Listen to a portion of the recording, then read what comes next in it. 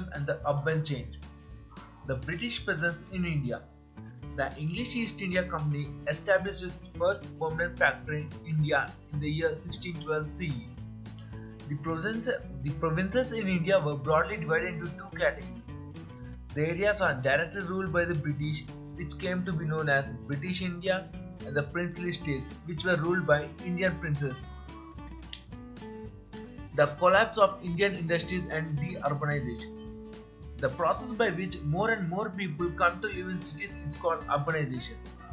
The process of urbanization in India was much slower when compared to Western Europe.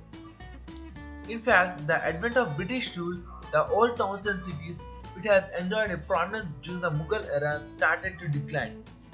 Unlike Western Europe, the industrialization led to urbanization in India. It led to the decline of older urban centers. This decline is known as de-urbanization. As the economy changed from being exporter of finished goods to being of exporter of raw materials, old port cities like Surat and Maulipatam went into decline. Emergence of new urban spaces. Presidency towns. The British administered India through three main presidency towns. They are Madras, Bombay and Calcutta. They were the new centers of power in India. The presidencies were cities in India which served multiple functions. They had major ports, warehouses, homes, offices, army camps, libraries, etc. They were also strategically located. Port towns. New port towns emerged in this period. These towns acted as centers for export of raw materials.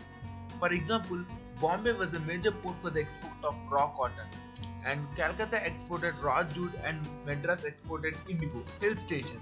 The hill station was under novel development. A town like Shimla, Ooty, Dalhousie, Kodaikanal, Nainital, etc. served as retreats for British officers during the hot Indian summers. Shimla served as the summer capital of the British administration. These towns were dotted with English architecture in the form of churches, cottages and central avenues. Another feature was the Mall, a central thoroughfare dotted with shops and coffee houses. They were exclusive entertainment for Europeans in clubs.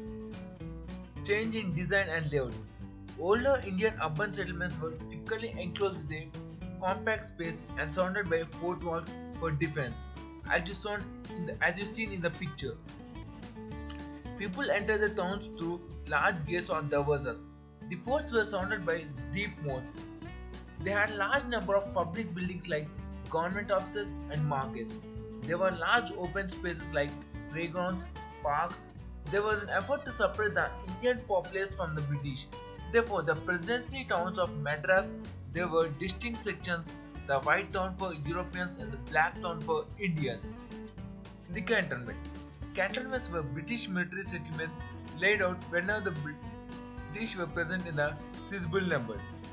The Bangalore cantonment, for example, had a population of 1 lakh by the early 20th century.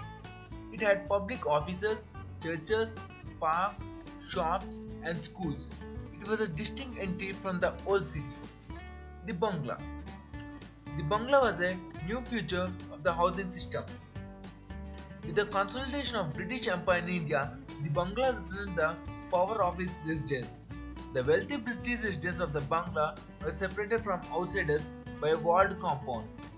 In the cities, the Indian allied council servants and industrials also lived in sprawling bungalows. The administration of towns and cities. The medieval towns were divided into thanas, which means wards, which were further subdivided into molhas or neighborhoods. The kotwal or town magistrate, thandas and molhadas and darogas were responsible for land order. Local administration. In the year 1973, the Cornwallis Code entered the local government systems put in place by earlier rulers. The district collector became the most important official in the district administration. In 1697, the Madras Municipal Corporation was set up. It is the oldest municipal corporation in India. The district collector was also put in charge of Diwan Adalat. In 1850, the municipalities were introduced for the whole of British India. The Municipal Improvement Act of 1864 empowered the Lieutenant Governor to appoint municipal commissioners for any town. The chairman of the municipality was the district magistrate. Here you can see an image of Madras Municipal Corporation, which is one of the oldest municipal corporations in India. The police. As per the Police Act of 1861, a modern police force was created in India. The police force at the local level consisted of inspector, the head constable, the sergeant, and the constable. The administration of the jails was to be conducted as per the whole police force was headed by an Inspector General of Police. He was in charge of function of the entire department. He was assisted by the Deputy Inspector General and other officers. Transport and Communication. Lord Dalhousie set up a Public Works Department, PWD. It was in charge of building and repairing roads, bridges and canals. It undertook the repair of Grand Trunk Road, which was built between Calcutta and Peshawar. Many such projects were undertaken over the years. Railways. In the mid-19th century, Dalhousie introduced railways in India. The first track operated from Bombay to Thane in the year 1853. By 1880, the network extended to about 14,500 kilometers, mostly moving inwards from the three major port cities of Bombay, Madras and Calcutta. By 1895, India started building its own locomotives. The introduction of railway had significant impact in linking different parts of the country. It allowed Indians to travel with ease within their country and become aware of each other's cultures. New towns were developed along the railway. Here you can see an image of train passing over the Thane Bridge, which was built in the year 1853. The postal and telegraph system. The introduction of postal and telegraph system in India was started with the inauguration of first telegraph line between Calcutta and Agra in the year 1853. It led to the establishment of efficient telegraph network, and postage stamps were introduced. Case study in Delhi. After the revolt of 1857, the English East India Company, the India Empire, came under the direct rule of British Crown. In 1911, the capital of India was shifted from Calcutta to Delhi. A team of British architects led by Edward Lutyens and Herbert Baker designed a new political and administrative area known as New Delhi. New Delhi was a symbol of imperial power of the British. After independence, this came to be known as Rashtrapati Bhavan. The Council of Chamber, that is Northern Bloc and Southern Bloc, India Gate and Connaught Place were some of the important structures built during the colonial period which last up to this day. King's Way, known as Rajpath, connected India Gate to Rashtrapati Bhavan.